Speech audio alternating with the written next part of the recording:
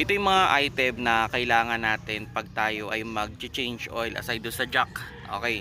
So, syempre, yung oil natin, yung oil kong ginagamit sa Toyota Vios natin, yan, is 5W30 na fully synthetic.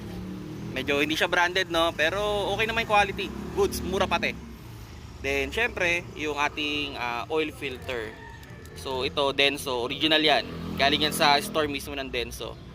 Then, yung ating pangtanggal ng filter. Yan, itong vice grip. Ako mas preferred ko to eh. Kahit anong klase ng ano yan, ng filter, kaya niyang tanggalin yan. Then, ito, torque wrench. Yan. Mas maganda tino-torque natin yung ating drain plug para hindi siya ma-over torque. Then, yung drain plug washer natin. Then, itong ating 14mm na socket wrench. So dito yan, bali 3/8. So yan yung mga item natin na kailangan pag tayo ay mag-change oil.